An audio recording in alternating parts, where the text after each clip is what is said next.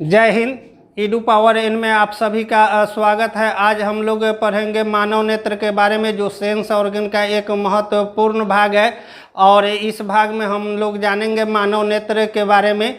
और मानव का नेत्र जो है एक जटिल संरचना है, और इन संरचना से सभी महत्वपूर्ण जानकारियां हम लोग प्राप्त करेंगे और देखेंगे कि एक्सटर्नल आई और इंटरनल आई क्या है और कैसे इसकी बनावट है और इसके मुख्य क्या कार्य हैं। और मानव शरीर में नेत्र की अहम भूमिका होती है, और ये सेंस ऑर्गन का एक सबसे महत्वपूर्ण ऑर्गन है, और ये काफ़ी सेंसिटिव भी है। तो चलिए अब हम लोग देखते हैं कि मानव नेत्र की क्या संरचना है और कैसे बनी हुई है। तो चलिए सबसे पहले हम लोग देखते हैं कि एक्सटर्नल आई के बारे में, कि मानव नेत्र का बाहरी बनावट कैसा है। तो सबसे पहले हम लोग ये देखते हैं कि मानव का नेत्र जो होता है वह उसका व्यास जो होता है 2.3 cm होता है। 2.3 cm उसका व्यास होता है, और उसमें मानव नेत्र में 6 मांसपेशियां मौजूद होती है।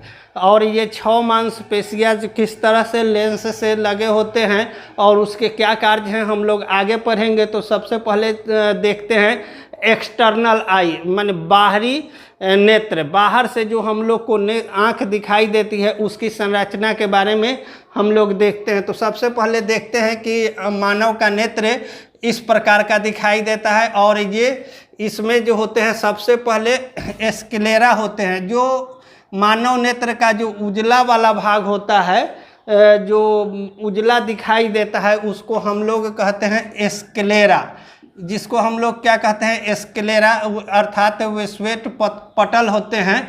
ये सफ़ेद होते हैं, देखने में कैसा रहते हैं, सफ़ेद होते हैं, और कभी कभी जॉन्डिस के केस में ये पीला हो जाता है।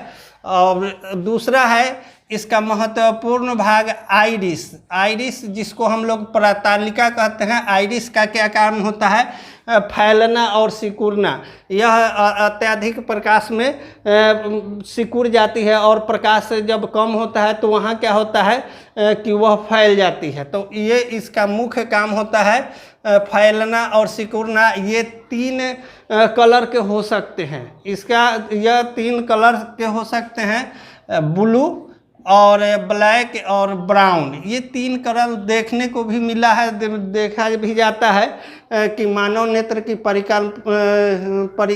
आइरिस जो होते हैं वो 3 तरह के होते हैं, ब्लू, ब्लैक और ब्राउन। अब हम लोग देखते हैं कि आइरिस के क्या कार्य हैं, आइरिस क्या कार्य है। तो आइरिस जो मुख्य रूप से मेनली मानव नेत्र में जो आइरिस होते हैं उसका मुख्य कार्य जो होता है प्रकाश की मात्रा का नियंत्रण करना, प्रकाश की मात्रा का नियंत्रण करना। जब अत्यधिक प्रकाश होता है या तीक्ष्ण गति से आता है तो हमारा आइरिस क्या होता है, सिकुड़ जाता है, और एक निश्चित मात्रा में ही प्रकाश को अंदर प्रवेश करने देती है। तो इस प्रकार हम लोग देखें कि मेजर जो रोल है प्रकाश के मात्रा का नियंत्रण करना आइरिस का काम होता है। दूसरा इसका मेजर फंक्शन जो है वो है प्रकाश अधिक मात्रा में, प्रकाश की अधिकता जहाँ होगी तो वहाँ क्या होगा, यह सिकुड़ जाएगा। प्रकाश जब तेज काफ़ी रोशनी है तो यह क्या होगा, सिकुड़ जाएगा। जैसे कि हम लोग देखते हैं कि दिन में या ज़्यादा प्रकाश वाले जगह से हम लोग कम प्रकाश वाले जगह पर जब जाते हैं तो वहाँ दिखाई नहीं देता है, धुंधला टाइप का थोड़ा देर के लिए, क्योंकि वहाँ क्या होता है, आइरिस से सिकुड़ गया होता है और उसको फैलने में कुछ समय लगता है, और उस फैलने में जो समय लगता है इसी कारण से हम लोगों को धुंधला दिखाई देता है। अब हम लोग आगे देखते हैं इसका 3 में एक और काम होता है, कम रोशनी में, जहाँ कम रोशनी है, प्रकाश की मात्राएं कम है, वहाँ क्या होती है, ये आइरिस काफ़ी फैल जाता है। तो आइरिस फैल जाता है और उससे प्रकाश जो है जितना आवश्यकता होती है उतना जाता रहता है। तो कम प्रकाश में क्या होते हैं, फैल जाते हैं। तो ये प्रतियोगी परीक्षाओं में भी पूछा गया है कि प्रकाश की मात्रा का नियंत्रण कौन सा भाग करता है आँख का। तो ध्यान रहे कि आइरिस, बार बार ये पूछा गया है, यह प्रश्न बार बार पूछा गया है कि मानव नेत्र में कौन सा भाग होता है जो क्या करता है, प्रकाश की मात्रा का नियंत्रण करता है। तो प्रकाश की मात्रा का नियंत्रण करने का मुख्य कार्य जो होता है वह किसका होता है, आइरिस का होता है। अब हम लोग आगे देखते हैं, आइरिस के अंदर यहाँ ये जो डॉट डॉट से दिखाया गया है ये आइरिस है, और इसके अंदर एक संरचना है, एक रचना है जिसको हम लोग पिपुल बोलते हैं, पुतली, जिसको पिपुल बीच में होता है और जिसको हम लोग पुपुल बोलते हैं पुतली। यह जो है जैसे आइरिस में हम लोग देखे हैं कि ये 3 कलर के हो सकते थे होते हैं, और ये निश्चित रूप से ब्लैक ही होते हैं, दूसरा कोई कलर नहीं होता है। और अब देखेंगे इसके कार्य क्या है। तो प्रकाश में लेंस में प्रवेश कराता है। प्रकाश को यह क्या करता है, यहाँ प्रकाश का मात्रा का नियंत्रण हो रहा था, जबकि पुतली जो है क्या करती है, प्रकाश में लेंस में प्रवेश, जब लेंस के सतह पर जब अंदर की ओर प्रकाश को ये लेके जाती है, यह एक क्या करती है कि प्रकाश को आँख के अंदर लेंस तक पहुंचाती है। इसका मुख्य यह कार्य है। यह भी क्या होता है, प्रकाश के कारण से फैलते और सिकुड़ते हैं, लेकिन ये काफ़ी कम फैलते और सिकुड़ते हैं, जबकि आइरिस काफ़ी ज़्यादा फैल और सिकुड़ रहे थे। तो सबसे ज़्यादा इन पर प्रभाव पड़ता है प्रकाश का, लेकिन पुपुल पर कम पड़ता है। और इनका मुख्य कार्य जो होता है प्रकाश को लेंस तक ले जाना। तो ये भी प्रतियोगी परीक्षाओं में पूछे गए हैं कि प्रकाश को लेंस तक कौन भाग लाता है आँख का। तो ये पुपुल होते हैं जिसको हम लोग पुतली कहते हैं, और ये क्या करते हैं, लेंस तक प्रकाश को लेकर जाते हैं। चलिए आगे अब देखते हैं हम लोग।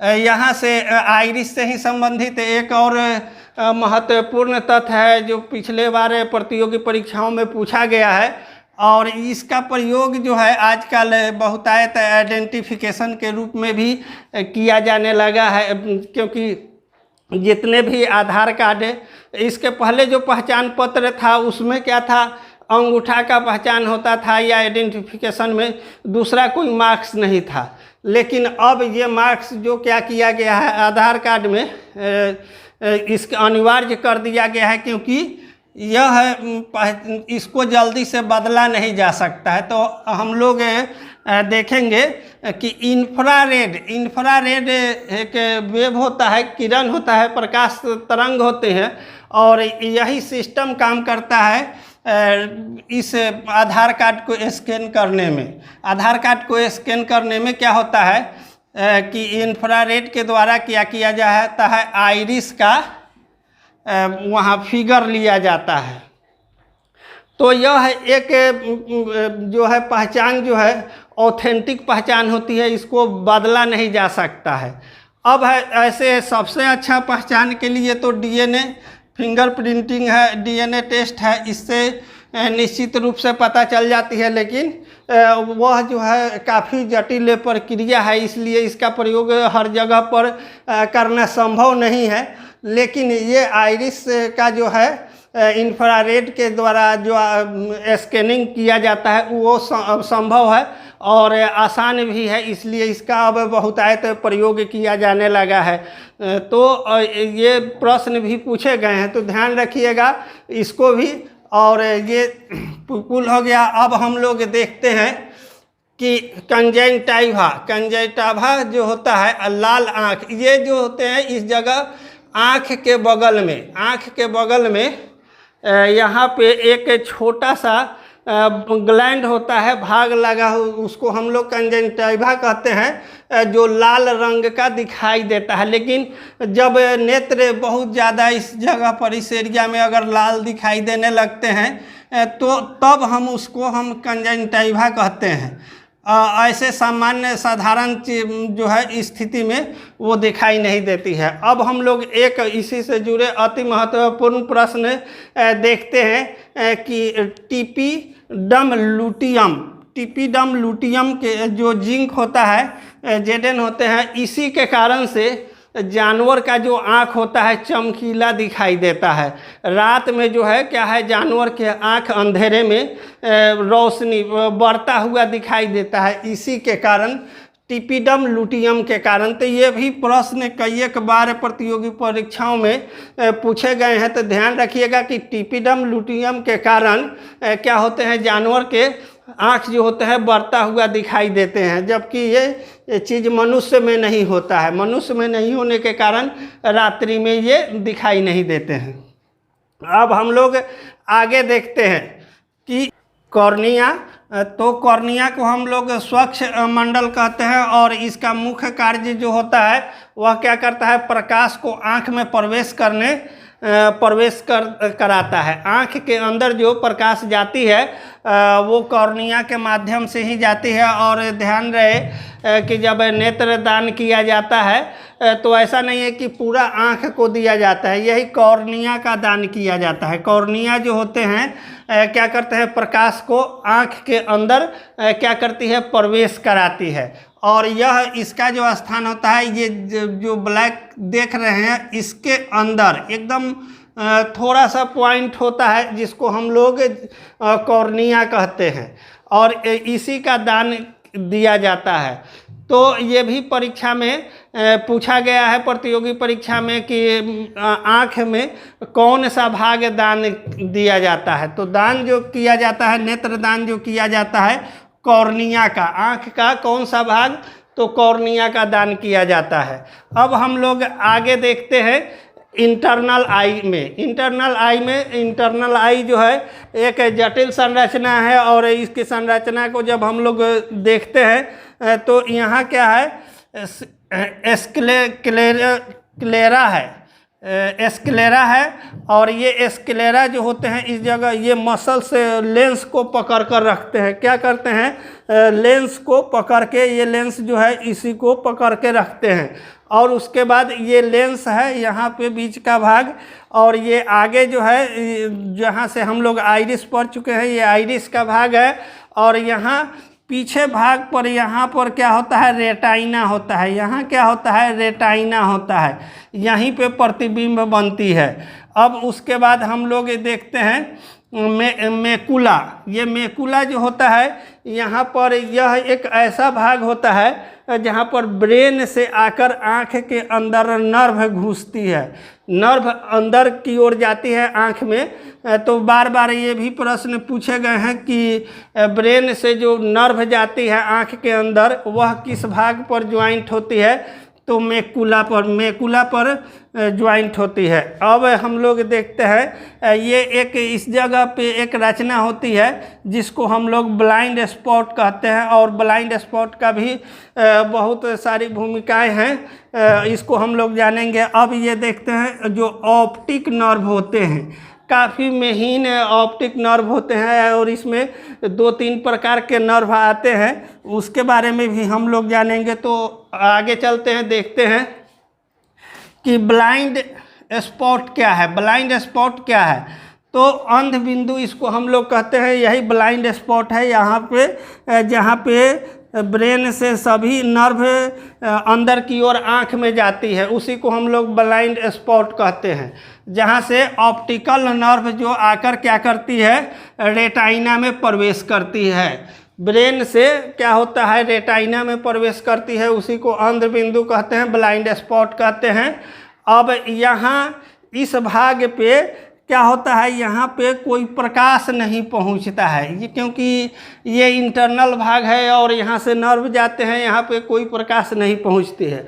अब हम लोग देखते हैं ऑप्टिकल नर्व जो ये यहाँ होते हैं नर्व, ये ऑप्टिकल नर्व जो होते हैं क्या करते हैं, ये रेटाइना पर बने इमेज को ब्रेन तक ले जाते हैं। जो रेटाइना पर यहाँ प्रतिबिंब बनता है, रेटाइना ये है, और यहाँ पर जो प्रतिबिंब बनता है हम लोगों के आँखों में, उस प्रतिबिंब को कौन ब्रेन तक ले जाता है, तो रेटाइना पर जो प्रतिबिंब बनते हैं वो ऑप्टिकल नर्व के माध्यम से क्या होता है, ब्रेन में जाते हैं। ऑप्टिकल नर्व के माध्यम से ही क्या होते हैं, ब्रेन तक जाता है वो प्रतिबिंब।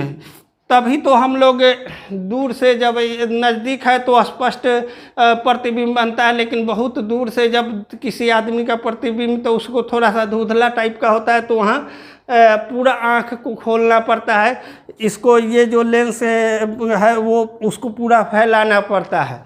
अब हम लोग देखते हैं कि ये दो प्रकार के नर्व जो होते हैं वो दो प्रकार के होते हैं। मुख्य रूप से एक जो नर्व होते हैं शंक्वाकार होते हैं, शंक्वाकार इनकी रचना होती है, इस तरह से बने होते हैं, फिर इससे जुड़े होते हैं ऐसे, इस तरह से, फिर इस तरह से ये जुड़े होते हैं। इस तरह की शंक्वाकार जो रचना होती है वो क्या होते हैं, कलर ब्लाइंडनेस के लिए बहुत महत्वपूर्ण है। अगर इसके किसी व्यक्ति में यह नर्व खराब हो जाता है तो उसको कलर ब्लाइंडनेस का शिकायत हो जाएगा और उसे रंग की पहचान नहीं होगी। लाल रंग जो है हरा दिखेगा और हरा रंग लाल दिखेगा, तो कलर ब्लाइंडनेस की स्थिति उसमें उत्पन्न हो जाती है। यहाँ फिगर में भी दिखाया गया है कि बीच वाला जो ये भाग है वो क्या है कि शंक्वाकार जो आकृति है वो कलर ब्लाइंडनेस के लिए जिम्मेदार होते हैं। तो ये भी पूछा गया है कि कौन सा नर्व, किस तरह के नर्व होते हैं, तो शंक्वाकार जो आकृति के नर्व होते हैं वो नर्व क्या होते हैं, कलर ब्लाइंडनेस के लिए जिम्मेदार होते हैं। अब आगे इसमें एक रॉड शेप के नर्व होते हैं। रॉड शेप यानी कि सीधा लंबा लंबा वो नर्व होते हैं, और ये लंबे लंबे जो रॉड शेप में नर्व होते हैं उनका मुख्य काम है अंधेरे में देखना। ये बेलनाकार होते हैं, अंधेरे में देखने के लिए ये ज़रूरी होते हैं। और देखते हैं कि क्या है कि यही रॉड शेप जो होता है, रॉड शेप काफ़ी लंबा लंबा, मनुष्य में ये थोड़ा सा छोटा होता है और कम होता है, इसकी संख्याएं कम होती है। इसी कारण से प्रकाश न रहने पर अंधेरे में व्यक्ति उतना स्पष्ट नहीं देख पाता है, जबकि उल्लू में यह नर्व काफ़ी माने जो विकसित होते हैं और इस कारण से उल्लू रात्रि में भी क्या होता है, देखने में सक्षम होता है। आगे हम लोग देखते हैं इसी से कुछ जुड़े हुए महत्वपूर्ण प्रश्न जो प्रतियोगी परीक्षाओं में पूछे जाते हैं। सबसे पहले अब लेंस में देखते हैं कि लेंस क्या है कि किस तरह से कार्य करती है। तो लेंस प्रकाश को केंद्रित करती है। लेंस का मुख्य कार्य क्या होता है, प्रकाश को केंद्रित कर फोकस करना है एक जगह। जो प्रकाश से चारों तरफ से आ रही है उसको लेंस क्या करती है, एक जगह एक्सेप्ट करती है और उसको एक जगह केंद्रित करती है, फोकस करती है। और इसका यही मुख्य कार्य होता है कि प्रकाश को केंद्रित करना। दूसरा इसका मुख्य कार्य जो होता है सर्वात, यह भाग जो होता है लेंस वाला भाग आँख का सबसे चमकीला भाग होता है। लेंस में ऐसे भी एक विशेष प्रकार की चमक होती है, तो यह लेंस सर्वाधिक चमक वाला भाग होता है। और अपवर्तनांक जो इसका होता है, यानी कि जो जैसे प्रकाश में अपवर्तनांक होते हैं जो दिशा परिवर्तन करते हैं, उसी को हम लोग अपवर्तनांक कहते हैं। तो अपवर्तनांक जो होता है 1.4 और उत्तल लेंस की तरह होता है। और मानव लेंस जो है वह का मानव नेत्र जो है उत्तल लेंस की तरह है, और जबकि यह कार्य अवतल लेंस की तरह करता है। तो बार बार यह भी प्रश्न पूछा गया है प्रतियोगी परीक्षा में कि मानव के नेत्र किस प्रकार किस लेंस की तरह कार्य करते हैं। तो होते हैं मानव नेत्र जो है वह क्या है, उत्तल लेंस होता है और यह अवतल लेंस की भांति कार्य करता है। तो ध्यान रहे ये भी प्रश्न बार बार पूछे गए हैं। और स्पष्ट दृष्टि के लिए क्या है, सबसे कम दूरी एकदम निकट का दूरी जो होता है 25 सेंटीमीटर होता है।